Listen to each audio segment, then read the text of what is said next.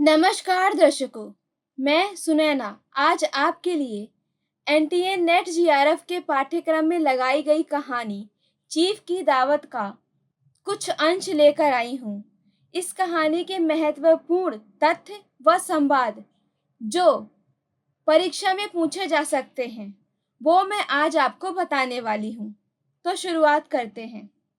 भीष्म साहनी का जन्म 1915 रावलपिंडी पाकिस्तान में हुआ था। वे गद्यकार जनवादी लेखक थे। उनका पहला कहानी संग्रह भाग्य रेखा 1953 में आया और दूसरा कहानी संग्रह पहला पाठ 1957 में आया। 1965 से 1967 तक नई कहानियां पत्रिका के संपादक थे।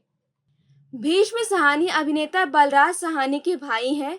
इनके उपन्यास तमस को 1975 में साहित्य अकादमी पुरस्कार मिला और 1986 में फिल्म बनी। चीफ की दावत कहानी, ये कहानी मिस्टर श्यामनाथ और उनकी मां पर केंद्रित है। चीफ की दावत कहानी पहला पाठ 1957 कहानी संग्रह में संकलित है। कहानी का विषय मध्य वर्ग की नौकरी, विडंबनाओं और पारिवारिक मूल्यों के तेजी से बदलाव की स्थिति का चित्रण है। ये कहानी वृद्ध विमर्श के दृष्टिकोण से भी प्रसिद्ध है। इस कहानी में मध्य वर्गीय समाज का खोखलापन दिखाया गया है। शिक्षित वर्ग के गलत आचरण को दिखाया गया है। भारतीय आदर्श को छोड़कर पश्चिमी संस्कृति अपनाने का प्रभाव दिखाई दिया है। नई कहानी के दौर में चीफ की दावत कहानी बहुत प्रसिद्ध हुई।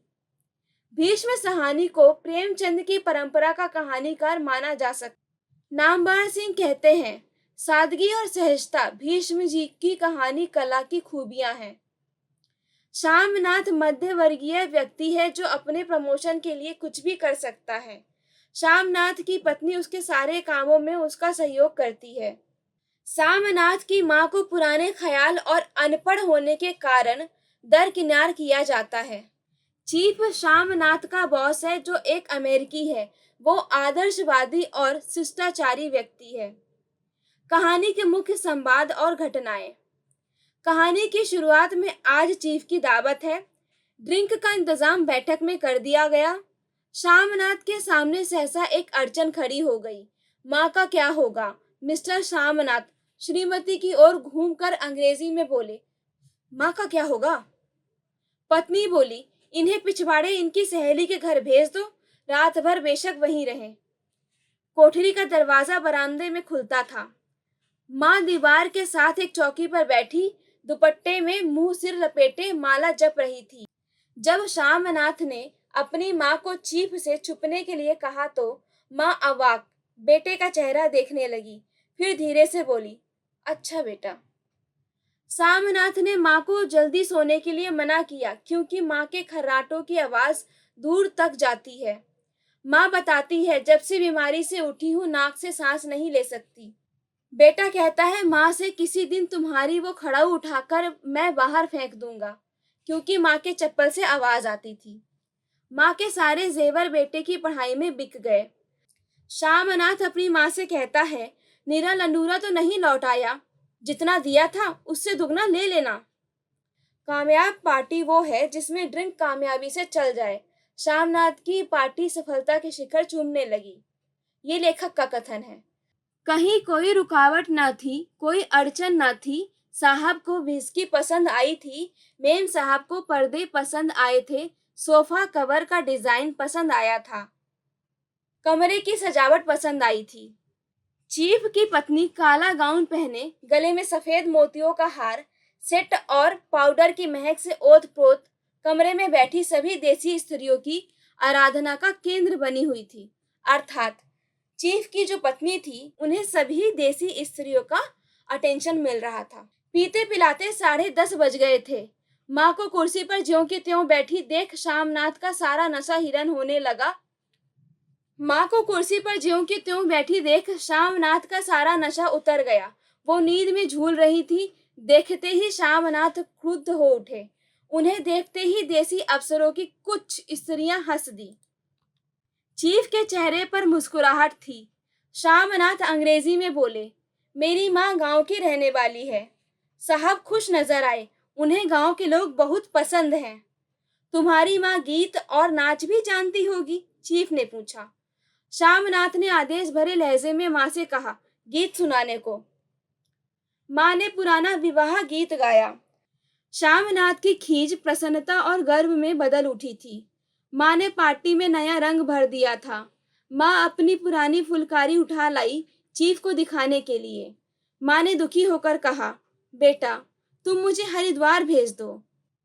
दर्शकों, क्योंकि ये सिर्फ महत्वपूर्ण कथन चल रहे हैं, इसीलिए यहाँ पे आपको कनेक्शन कुछ टूटता हुआ नजर आ रहा होगा। जबकि यहाँ पर माँ अपनी पुरानी फुलकारी उठा लाई चीफ को दिखाने के लिए। इसके बाद चीफ बहुत ज्यादा प्रसन्न हो जाते हैं, डिनर करके जाते हैं, लेकिन जाते जाते वो श्यामनाथ की माँ से एक नई फुलकारी बनाने के लिए कह जाते हैं। लेकिन ये बात उसकी माँ को अभी नहीं पता। वो जाके कमरे में ये सोचकर परेशान होती है, मुझसे कहीं कुछ बुरा ना हो गया हो और मेरे बेटे की तरक्की न रुक जाए। इसीलिए जब श्यामनाथ कमरे में जाकर माँ से मिलता है चीफ के जाने के बाद, तो माँ उसे दुखी होकर कहती है, बेटा तुम मुझे हरिद्वार भेज दो। श्यामनाथ अब भी अपने मतलब के लिए माँ को अपने पास रखना चाहता है और माँ को दिखाई नहीं देता। उसके बाद भी जबरदस्ती फुलकारी बनाने के लिए मजबूर करता है।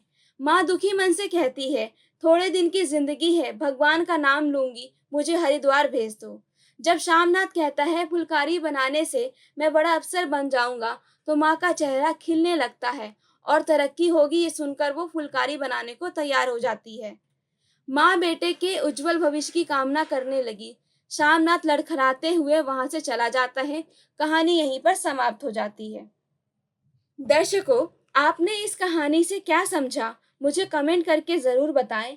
ये कहानी एक वृद्ध महिला पर केंद्रित है, जिसका बेटा अपनी तरक्की के लिए सब कुछ करने को तैयार है, लेकिन अपनी माँ को चीफ के सामने नहीं लाना चाहता, ये सोचकर कि उसकी माँ वृद्ध हो चुकी है। अब उनके बाल कुछ कम हो गए हैं, बोलने में उनको देहाती भाषा आती है, तो कहीं चीफ नाराज ना हो जाए और तरक्की इससे उसकी रुक ना जाए।